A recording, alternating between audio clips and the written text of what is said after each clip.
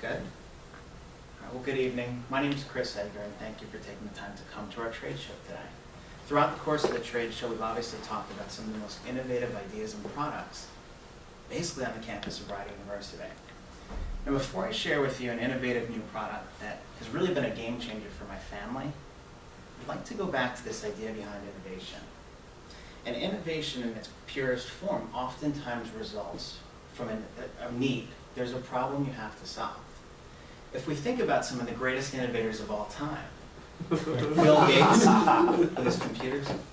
I don't know how Chuck Norris showed up there. Comes around these days. Even he could be considered an innovator of his time. But we think about some of the biggest tech innovators, Steve Jobs, Mark Zuckerberg, Bill Gates. They all fulfilled needs that we had. We needed to be more connected. We needed speed. We had problems. They solved them. Not every person that's an innovator necessarily is a tech giant. You don't always need to be the smartest, the most ingenious person, really ever. And the example of that would be these four guys. Four surf bums during the 80s. Archie Khalipa, Brian Kawana, Dave Kalama, and Laird Hamilton. You've probably never heard of them. And they've probably really never had a very profound impact on your life just yet, or you might not even know it. In my family, huge impact. They actually made something that was so game-changing, it changed the entire shape of my summer. And more importantly, it made somebody very, very close to me extremely happy.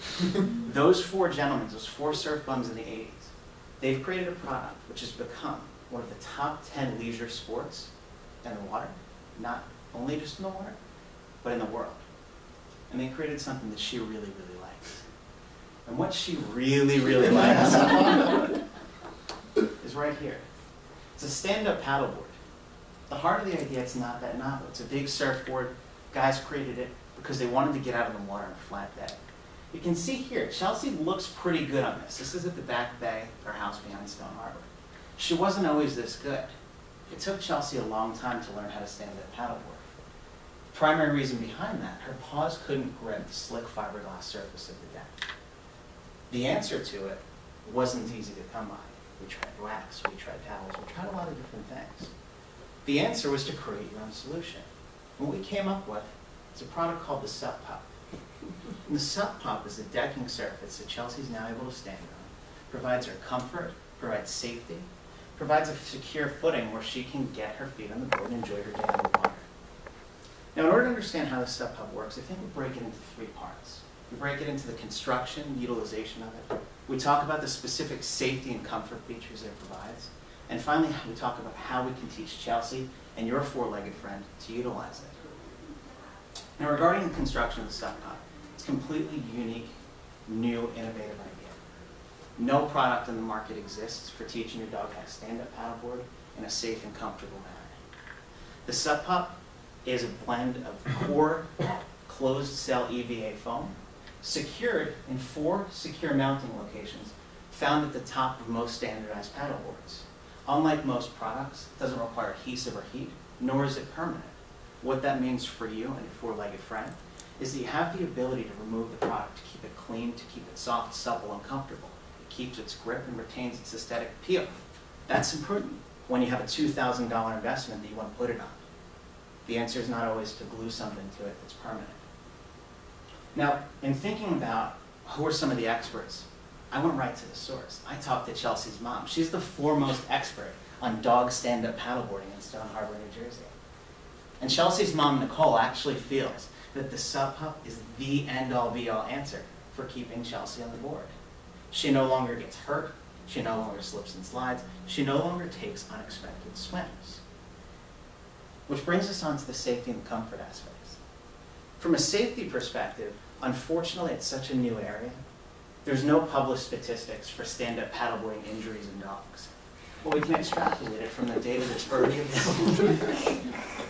The United States Library of Medicine relates studies all across the industry. 67% of surfing injuries are caused through acute board contact, meaning you slip, you fall, you get hit, you get hurt.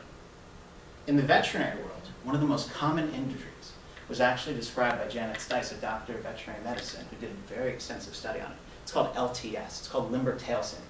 This is actually something that Chelsea suffered this summer.